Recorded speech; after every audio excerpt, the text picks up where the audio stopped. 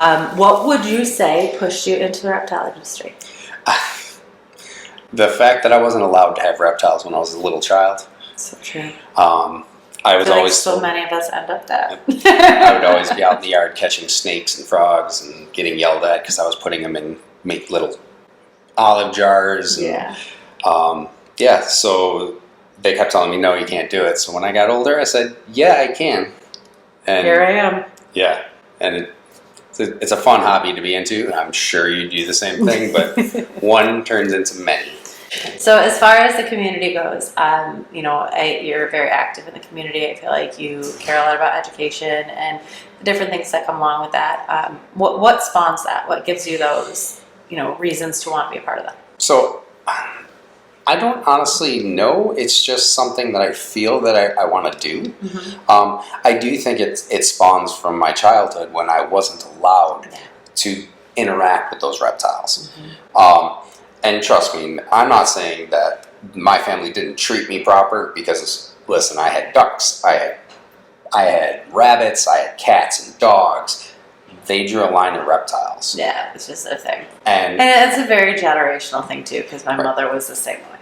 It was just, they're slimy, they're ick, they're scary, they're this. And I'm like, no, actually, they're super amazing. Yeah. And they have multinucleated red blood cells and can heal their own abscesses. Like, I get way too extra about it. Honestly, and I'm going to 100%, this is not a plug, but that is what I'm so excited about this place for. Yeah, I appreciate that. Is because kids have a place to go. Because even now, the amount of people that I hear, I don't want to, the snake it's dangerous, it's scary. No, it's not. It's not. It's really Actually, not. I trust him more than most dogs that I don't know.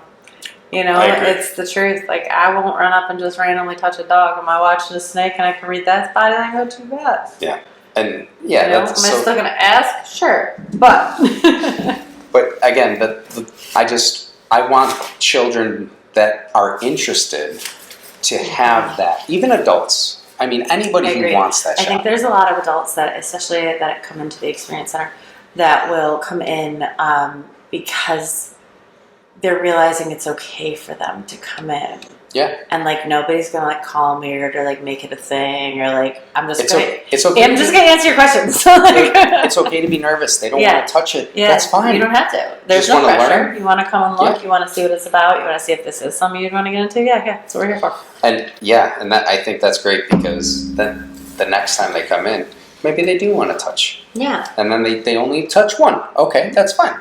And then the next time it just seems to progress and keep rolling, and then now guess what? We have another person in the hobby. Exactly. And I think a lot of people are scared of it. It's not being a safe space, and when they come in here, they realize it is a safe space. That's the one I feel like that's my biggest compliment I always get is the vibe, and that makes me feel so good because that's what always is said about the hotel shows that I do. Is people come for the vibe, and I'm like, oh, vibe's 10 out of 10. You're being silly, right? But at the same time, it feels good to know that people feel comfortable doing the things that you do, and that you do make them feel welcome, and that they're not going to ask you something stupid because you probably have heard all the stupid things anyway, and you didn't think they were stupid then. Because you know what? The way I kept my first bearded dragon to the way I kept my bearded dragons by the time I was, ending my breeding career with them, two totally different ways. I was a proponent for things paper towels and not natural substrates because that's what you were being taught. It was more sterile, or it was better for the animals. But then once you learn that they all have a low dose of low load of parasites, and you watch for the stressors, and you do this, and things that come with more advanced husbandry. But still, it's stuff that if we can pass these knowledges on to kids, they start to understand the importance of using veterinarians and knowing when and why, and that sometimes it is you just don't have your animal set up right. It can be that simple, and then everything stops, fixes, and the feeding starts.